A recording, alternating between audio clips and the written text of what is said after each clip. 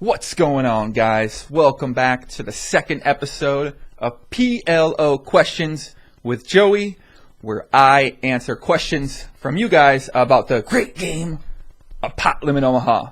So I did a first episode of this about a month ago, and I got such great feedback. Thank you so much, guys. The comments were amazing. I got a lot more questions on the video that I actually took these questions from. I got a lot of great feedback on YouTube, on Facebook, on Twitter, on 2+2. So, I've kind of had to decide, this kind of entails me talking some strategy. Obviously, I have the Bovada video coming up where it kind of chronicles my last, 10 months, 12 months on Bovada, that strategy too. So I've really had to decide, how much strategy do I really want to talk? Because once I go down the strategic road, you guys know, I'm never big into strategy, but once I go down that road, I start making my own games a little bit tougher. I start talking about the games. I start, it's you guys can understand if you guys, have known me and have watched my stuff. So it's something that I'm still thinking about, but I feel like what's my favorite thing in the world? My favorite thing in the world to talk about is Pot Limit Omaha. I love the game. I mean, honestly, I kind of watching back my little mini story from last episode. I spent the last, six years of my life, guys, playing Pot Limit Omaha almost every single day. Obviously, some breaks there in between. But essentially, that's been all I thought about. That's what I know the best. I know Pot Limit Omaha the best. I know grinding the best. I know putting in work the best. So, I would just like to talk about it, honestly. And PLO, obviously, it's just not, there's not much out there about Pot Limit Omaha. And just from the feedback I got from last episode, it certainly has encouraged me and to make some more of these and just make more Pot Limit Omaha content in general. So over these next 2 months, there's going to be a lot more PLO stuff coming out here. And you know what, man? We're going to bring the drug, baby. We're going to put the fucking pill in everybody's hand out there. Come with me down the road. Come with me on the journey of Pot Limit Omaha. So let's get into this episode, guys. Today we're going to be talking about how to handle downswings at PLO. We're going to be talking about the future of online PLO, and we're going to be talking about which information you should trust out there. Is there misinformation? And yeah, so let's get into it. First question is going to be from Top 10 TV. Great video, Poppy. Koramosa, more like this, please. My question is how to handle downswings of the great game of PLO. Now, top 10, obviously, this is a great question. This is a great question because, at PLO, you're going to have a ton of variance. And you could be playing really well. You could be getting crushed. You could be playing really good. You could be, I guess you're playing really well, you're playing really good. So you could be playing really bad, you get crushed. You could be playing really bad, you're going to win a ton. So, it's kind of like this really weird thing where you never really know if something new you tried is working. You don't know if you're running bad. It's just big mental fuck that happens to a lot of people. And I think handling downswings, obviously, even at all forms of poker, is such an important thing to do. And the people that can do it best are the people that are going to have success for a long period of time. And I think everyone sort of handles downswings differently. So I can really only talk about the way that I handle downswings. So when I have downswings at PLO, honestly, I just don't some people take some time off. I don't take time off. I'm awake the next morning playing. I'm making it back. I don't even have the word downswing in my vocabulary, to be honest with you. A lot of my friends coming up, they'd always say, oh, I'm on an 8 buy-in downswing. I'm like, what you mean you lost 8 buy-ins? You're not a fucking downswing. You lost 8 buy-ins. Calm down. I feel like downswing has such this dramatic tone to it. It's just such a negative connotation when you're talking about poker. When people say, oh, I'm on a downswing. It's like, all right, you had a fucking session. You lost 6 buy-ins. That's how the game works sometimes. I feel like eliminating that word downswing from your vocabulary just is going to make you just a happier person. Honest to God, I really think it do. I really think it will. But, how to handle losing at PLO, I think is a better question. How to handle losing, sustain losing, a break-even period. There's obviously a lot of things to do. I think, like I said, for myself, my main thing was I just kept playing. And honestly, I always got through it. Like, I don't know how. I always got through it. And I think that there was a bunch of times, this was my favorite thing, and this is the thing that always worked for me. Anytime I woke up, because you guys know that feeling, like you play a session, you just get crushed, you're like, man, am I like the worst player in the world? Am I just fucking awful? You know, you're like walking around your apartment, you're talking to your girl on the phone, you're like, I just can't win, honey. I just can't I mean, what am I going to do? How am I going to pay the bill? You know, it's just like, you're being so dramatic, and it makes sense, you know. That's what drugs do to you sometimes, right? They fuck with your mind, and you know, it's a big mental thing. You just got to remember, especially if you're winning, you got to remember, hey, I've been winning at this game for this period of time, and obviously when you move up, now you know that's a different story. But if you're at your regular stake, and you go through a losing streak, you end up losing some buy-ins, you lose some money over a period of time, you just got to remember that you're good at the game. You've won at the game before. You've been a winner for a while. You're still a winner. The sooner you can block out this negative thought in your mind, the quicker you're going to get back to having good results. And I sort of came around to it by telling myself, when I put this negative thought into my mind that, like, I'm just so bad, or I don't know what I'm doing, I'm running so bad, all this stuff like that, essentially what I'm doing is I'm punching myself in the face. And anytime I just make, you know, some knowingly terrible play in the moment I know is a terrible play, I'm basically bashing myself in the head with a baseball bat. And I really wish I came around this term a long time ago, because you know, you work so hard to win money. You work so hard, and you can just ruin it in one session by just hitting yourself in the face a bunch of times, and you let this negativity creep over you. And I guess, you know, a big way that I handle is I just never let that negativity really creep into my mind. It was out of my mind fast. You know, I was always looking ahead. I wasn't looking back. And you know, the generic answer to this question, and this is why I'm going to like doing this show, is because I'm not going to give you guys the generic fucking bullshit answers that a lot of people are going to give you. How to handle downswings? Well, guys, let me tell you what you should do. Here's what you do to handle downswings. You go watch some videos, you review hands, and you hold a manager. You talk about a PLO hand with your friend Kyle, and you'll get better. Just keep working at it and stay positive, and you'll get out of it. So, all right, now we know that's a generic answer, first of all. So you guys aren't going to watch videos. We can just accept that. Sure, theoretically, maybe you should watch a video. But when you're in a bad mindset, when you're going through this you know, downswing, as a lot of people like to call it, you're just not thinking clearly, man. You watch a video, you don't even take anything away from the video. It seems like all the ability to even properly function kind of goes out the window. And that's how I was for a while when I was playing, you know, I was playing small stakes. And one of the biggest things to be able to beat mid stakes, beat, you know, that low end of high stakes on a very consistent basis, you know, anything up to 10-20 is you don't even think about it. Like I'm always working. I'm always thinking about the game. I'm always thinking about spots. I'm always thinking about how to get better. And essentially, I'm not letting, I think just because I didn't ever use the word downswing, honestly. I just never thought about it that way. I thought about it as one big, long session. You know, am I winning money? Yes. Okay, that's it. Am I a winning player? Yes. Do I have a winning win rate? Yes, I do. I know I do. I'm 100% confident I do. I believe more than anything in the world that I'm fucking winning at this game.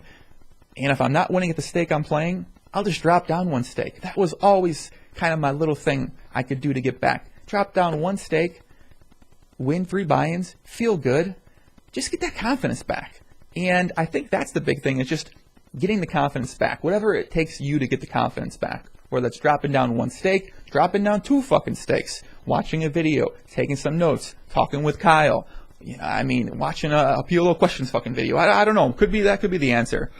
But it matters. It's huge. It's huge, honestly.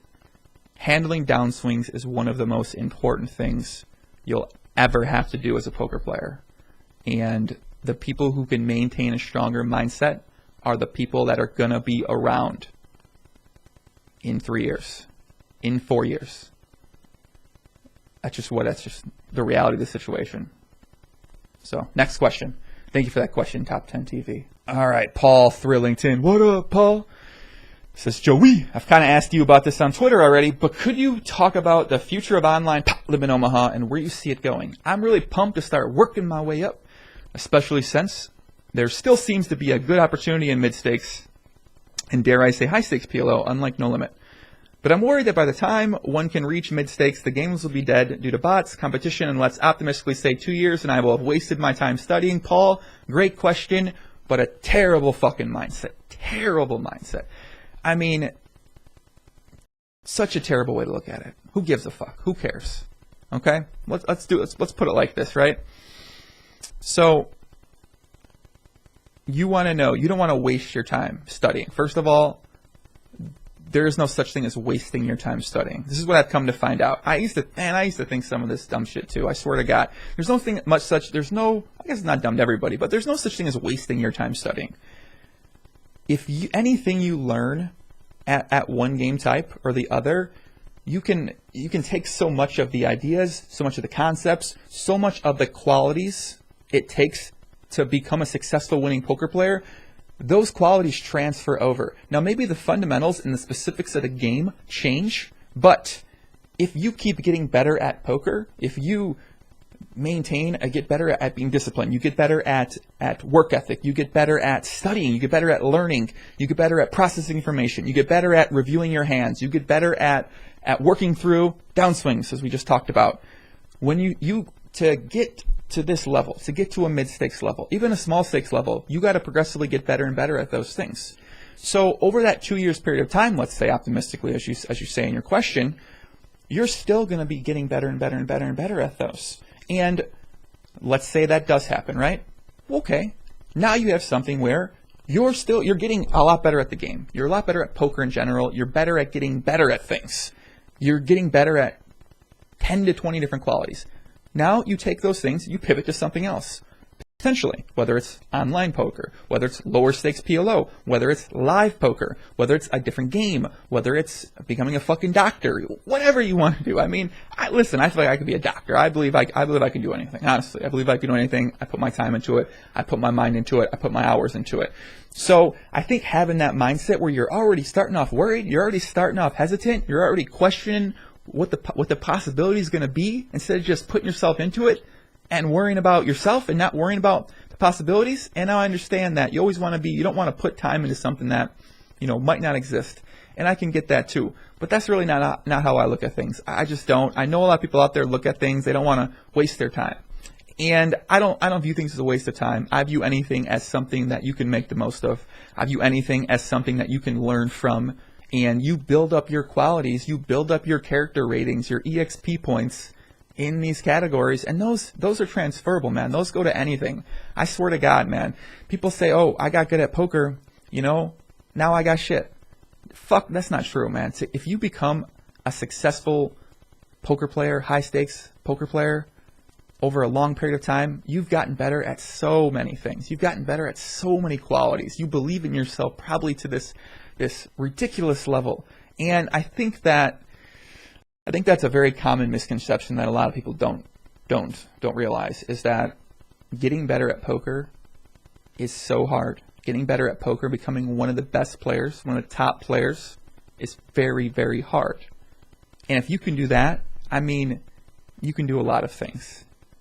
You really can. If you can channel that desire, channel that ability, channel those qualities, and transfer them to other things, you're going to have success doing anything, man. I mean, it's just this day and age, 2016, 2018, so many opportunities out there, whether it's through online, careers. I mean, you're smart, you're going to be able to have success, man. So, future of online PLO, where do I see it going? I'm not sure, honestly. Obviously, the trajectory now, not looking very strong. Let's just be realistic about it. We got some good games on Ignition. We got some games on PokerStars. Obviously, PokerStars New Jersey's got some action too. There's some other untracked European sites, a little bit of action, but potential in the works, right? Run-of-one's poker's coming up. You never know what happens with, if Stars sort of goes this way and other sites might pop up. I'm not sure, honestly, but I don't worry about it, honestly. I mean, obviously, I'm kind of trying to do some other things in my life, so I don't have to worry about it as much. But, you know, that's sort of the point that has come to for me. But it took me years to come to that point. It took me, you know, a lot of ups, a lot of downs, so many different things happening for me to get to that point. But I think for somebody out there, you know, I wouldn't worry about it, man. I wouldn't worry about it. You'll always be able to make it in some capacity. And it might be harder. It might not be as high of expected income, but there's always ways to do it. And live PLO is always there. Live PLO is always there. And those games are some of the best games in the entire world. So Paul, good question, puppy. Much love. Much love. Last question, man. Clayton Tom Kukluk says, I'm not confident in my game. So when I'm reading the forums or learning theory, I can't fully trust my judgment on what's good or bad information. As a more experienced player, do you feel there's a lot of misinformation being shared around that is generally agreed upon that is actually bad? And if so, is there anything that stands out that you remember so we can avoid it? Clayton, very good question. You know what? I actually don't think that there's a lot of misinformation out there about poker in general. I think that all the information that's out there is probably going to get certain people better. Now, you're a noob, you're going to get better at reading a lot, almost anything. If you're a more advanced player, you're not going to get better at reading some things. But if you're an advanced player, you can still get better at rereading these concepts. I've been going back and I still reread some introductory, like beginner sort of PLO books. And I mean, like, it's so, I feel like doing that is super, super, super smart, super GTO to just do. I'm even on a consistent basis. I mean, this is what you're playing poker for hours. I mean, I feel like checking up on your fundamentals is always something that's going to be important. And I feel like for PLO, there's really not that much bad information that I've come across. You know, whether it's you know, hand histories where people are sharing advice. I mean, yeah, you know, you got some fucking bad players maybe sometimes sharing advice, trying to get better. But I feel like, you know, in terms of learning the game, you know, learning theory, first of all, is really not that much super in-depth theory about PLO. So if you're learning any theory about PLO, most likely it's, you know, it's probably going to be something that's good. And kind of what I mean by that is that if you learn a theory, if you learn something, you read something, someone's talking about, you know, a flop tendency, a way to approach a situation on the flop. Well, the thing is, your ability to then take that information, try it out, take a part of it or the entire part of it into your game, and then move on, that's an important ability. So if you can't fully trust your judgment on what's good or what's bad information, then that's like an ability you need to get fucking better at, right? I mean, that's something that you just get better at. You get confident in your game by putting in work, by just taking in a lot of information. And, you know, I wish there was, you know, like one agreed upon source right now. I know there's a couple things in the works, but, you know, is too much information bad or good? I would argue it's bad.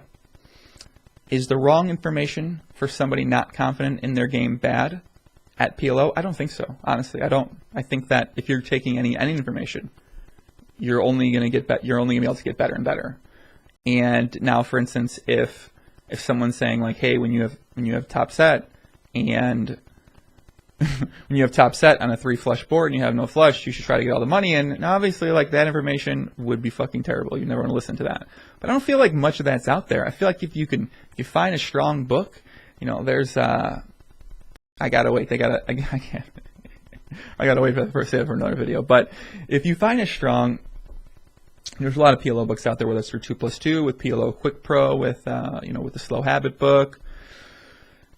You know, there's a lot of good stuff out there, and I feel like you can't go wrong. You just got to really you got to read. You know, don't read necessarily as much forums. Read more created content that has reviews. Read more books that have reviews. Take more courses that have reviews out there, and that's on you to find those reviews. Find that out there. If something doesn't have reviews, probably shouldn't do it. But there's stuff out there that has been reviewed. And I think, you know, I wouldn't worry about the whole misinformation. And I don't think there's anything that's agreed upon that's really bad out there, Clayton. So that's a great question. I'm actually curious to see what other people out there think about that question. Because for myself, you know, that hasn't been a thing. I guess now I'm kind of doing that with other things. I'm doing that with learning about a lot of other different things. And reviews. Honestly, reviews, man. I want to see results. I want to see receipts from someone before I'm gonna, really take their word for something. I want to see some good reviews about something. So yeah. So guys, just gonna wrap up this video. Appreciate it. Much love. I'm gonna come back much faster with episode 3, and look out for some more stuff. We got the Bovada PLO series coming up, guys. Showing off my graph, my sexy graph. And that's it, man. Appreciate the comments, questions. Leave them in the chat. Let me know what you thought. Adios. Much love. See you guys later.